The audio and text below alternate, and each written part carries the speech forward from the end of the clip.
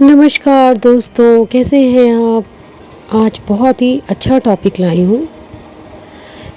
अगर कोई व्यक्ति पाप करता है तो उस व्यक्ति को क्या फल मिलता है। पाप करने का फल अच्छा तो मिलेगा नहीं, पाप करने का फल बुरा ही मिलता है। अगर आपसे कोई भी पाप होता है, अगर अनजाने में हुआ है तो उसका थोड़ा कम फल मिलेगा, और अगर किसी व्यक्ति ने जानकर पाप किया है तो फिर वो बचने वाला नहीं है। फिर तो ईश्वर उसको भर भर के सजा देते हैं। पाप ईश्वर और दूसरों के साथ किए गए समुदाय से इनकार करना है। अगर कोई व्यक्ति पाप करता है तो यहाँ तक कि उसके बच्चों तक को भुगतना पड़ता है। जाने अनजाने में व्यक्ति से पाप होता है तो ईश्वर उसको क्षमा कर सकता है, लेकिन यदि व्यक्ति समझदार है और जानबूझकर पाप करता है तो उसका फल उसकी आने वाली 7 पीढ़ियों को भुगतना पड़ता है। तो कहते हैं पापी व्यक्ति जो है वो जल्दी मरता भी नहीं है। ये भागवत में लिखा है, पापी व्यक्ति जिएगा और बहुत वर्ष जिएगा, लेकिन उसकी जो जिंदगी में गमों का पहाड़ आ जाता है। इसीलिए कहा जाता है, व्यक्ति को, गीता में कहा गया है, व्यक्ति को पाप कर्मों से बचना चाहिए। अनजाने में हो जाए, मान लीजिए आप कहीं जा रहे रास्ते में और आपकी गाड़ी के आगे कोई जानवर आ गया, एक्सीडेंट हो गया, उसको चोट लग गई, तो ये अनजाने में हुआ, लेकिन उसका फल आपको भगवान क्षमा कर देंगे। लेकिन अगर कोई योजनाबद्ध तरीके से पाप कर्म करता है तो फिर उसका कोई हल नहीं, उसको भुगतना ही है। ईश्वर उसको रोज सजा देंगे। नियम से उसको रोज सजा का भागीदार होना पड़ेगा। तो कहा जाता है पाप कर्मों से हमें बचना चाहिए। एक कहानी सुनाती हूँ। एक अंधा व्यक्ति था और ये अंधापन उसके पाप के कारण हुआ था। पहले से अंधा नहीं था, जब उसने ऐसा घोर पाप किया जिसकी वजह से भगवान ने उसे उसी जन्म में अंधा कर दिया। लेकिन भगवान की वो पूजा नियमित रूप से करता था और इतना बड़ा भी पाप उससे नहीं हुआ था। तो भगवान की कृपा से उसकी आंखें वापस आ गई। काफ़ी उस डॉक्टर को दिखाया तो डॉक्टर ने कहा हाँ, इनकी आंखें आ सकती हैं। फिर उसकी आंखें भी आ गई, क्योंकि उसने भगवान का भजन नियमित किया और उसने इतना बड़ा पाप नहीं किया था। इसीलिए उसे पूजा पाठ का फल मिला और उसने इतना पुण्य कार्य किए कि भगवान को उसकी आंखें वापस देनी पड़ी। इसलिए मनुष्य को जीवन में ऐसा कोई कार्य नहीं करना चाहिए जिससे उसे पाप कर्मों की सजा मिले। जो मनुष्य योनि होती है बड़ी मुश्किल से मिलती है।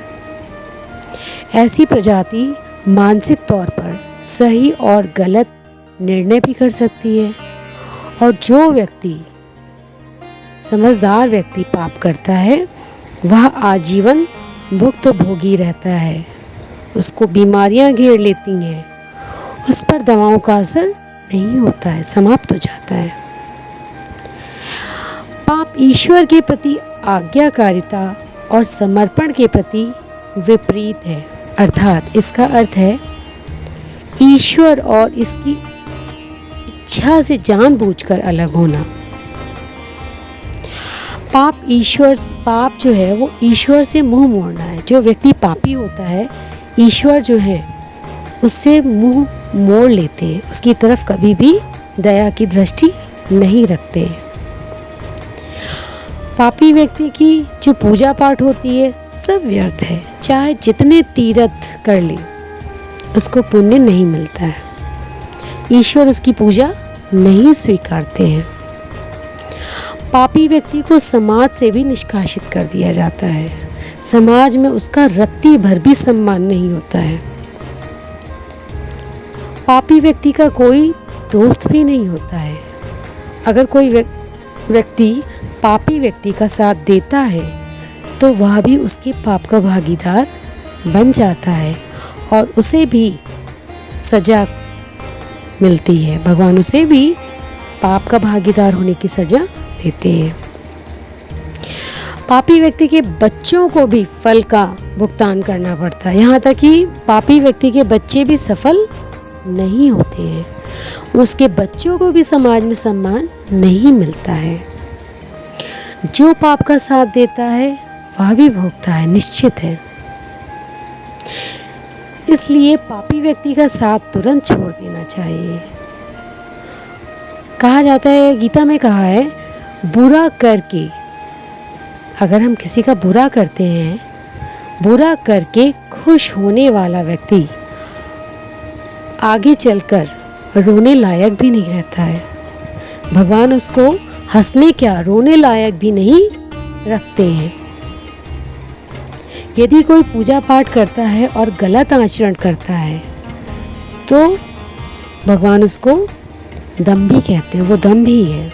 उसका पूजा पाठ बिल्कुल भी भगवान स्वीकार नहीं करेंगे।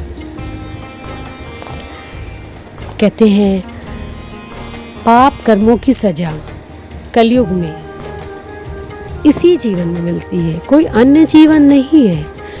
जो व्यक्ति कलयुगी व्यक्ति कलयुग में अगर है और पाप करता है तो उसको अगले जन्म का इंतज़ार नहीं करना है। इसी जन्म में ही उसके पाप के कर्मों की सजा उसको मिलती है।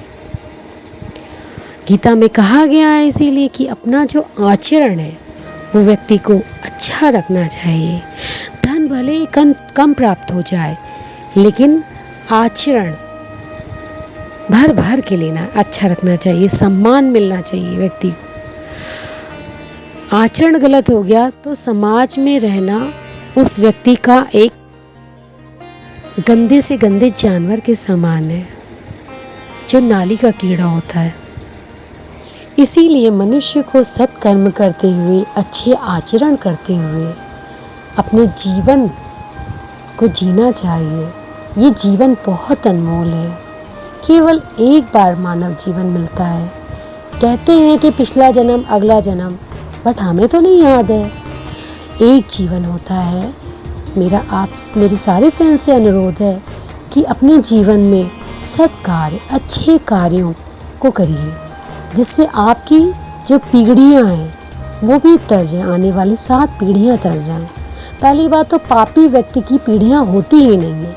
कहते हैं जो व्यक्ति पापी होता है उसके वंश का ही नाश हो जाता है। तो मेरा आप सबसे, मेरे फ्रेंड्स से, मेरे सब्सक्राइबर्स से यही अनुरोध है कि कृपया कभी भी अनजाने में अगर पाप हो जाता है तो भगवान से क्षमा मांग लीजिए। लेकिन अगर आप जान के पाप करते हैं तो ये आपको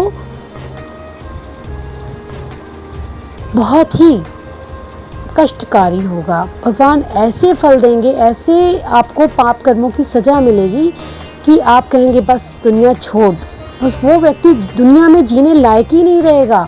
भगवान की लाठी में बहुत आवाज़ नहीं होती, बट भगवान की लाठी ऐसी पड़ती है उस व्यक्ति को कि बस वो कहता है भगवान अब इस दुनिया से उठा लो। तो बस यही कहना चाहती हूँ कि कर्म अच्छे रखिए। कर्मों की सज़ा अवश्य मिलती है, कर्मों का फल अवश्य मिलता है। ये गीता एक साक्षात प्रमाण है। आप पढ़ के देखिए, कर्मों का फल इसी जीवन में मिलता है, कोई अगला जीवन नहीं होता है। तो be aware of all bad things, do good things always. यही कहना चाहूँगी, अच्छे कर्म करते रहिए और सबका भला करते रहिए, जिसका कर्म फल आपके बच्चों को मिलेगा, आपके बच्चों की पीढ़ियों को मिलेगा, तर जाएंगी आपकी पीढ़ियाँ। तो बस मिलती हूँ एक अन्य वीडियो के साथ। तब तक के लिए राधे राधे, जय श्री राधे कृष्णा।